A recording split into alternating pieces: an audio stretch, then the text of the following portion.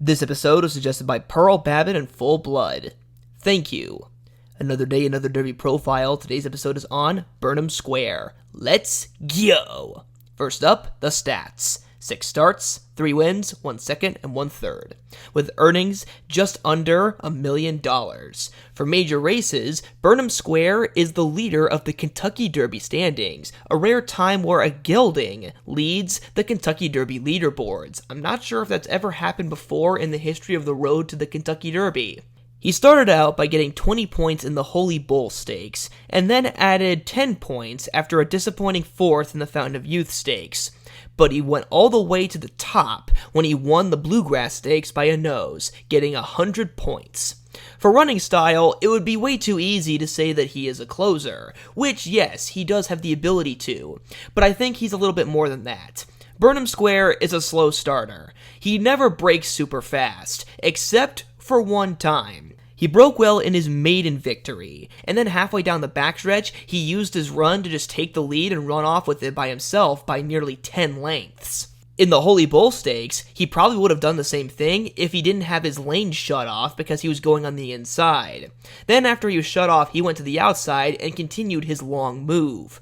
He's a slow starter who has a long sustained rally, and he uses that to either just run away with his opponents if he's just that much leagues and bounds better, or grind down a worthy adversary, such as Japan Street or East Avenue in the Bluegrass Stakes.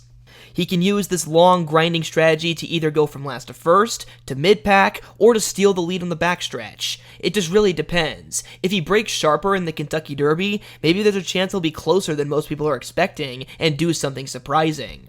For strengths, he is versatile and able to overcome trouble. In the Holy Bull Stakes, he could have easily lost after he got cut off on the inside, but he decided just to continue running, this time to the outside of the field, and beat a good horse in the young but talented Japan Street, which is another thing to add to his resume. And like most of the other come-from-behind horses, he should appreciate the 1.25-mile distance, especially compared to some of his early defeats, like at Keeneland and Churchill Downs, ironically, where he flew late on the outside, but ran out of time in these shorter 2-year-old races. For weaknesses, the Bluegrass was not a great win. The field was not particularly amazing, and he won the race partially due to the boomer-bust strategy of East Avenue. If East Avenue had conserved his energy even a step better, then East Avenue would have held off Burnham Square. He also finished the final 3 furlongs in a pretty bad 39 seconds. It was an overall very slow race that he barely won. If there was another horse just even a bit better, Burnham Square would not have been the winner, and thus the leader. He's a poor starter, which could get him into a lot of trouble, or place him in an unfair scenario that he'd have to overcome by Derby Day. And also, his loss in the Fountain of Youth does show a slight amount of unpredictability. After winning the Holy Bull so impressively, he ran disappointing in the Fountain of Youth, and then eked out a mediocre victory in the Bluegrass Stakes. Overall, I would say that he has the potential to do great things, but he's going to need to improve off his last win and go a step further beyond if he is going to become the 10th gelding to win the Kentucky Derby, and the 3rd gelding to win in the 21st century. We'll see if that's even possible.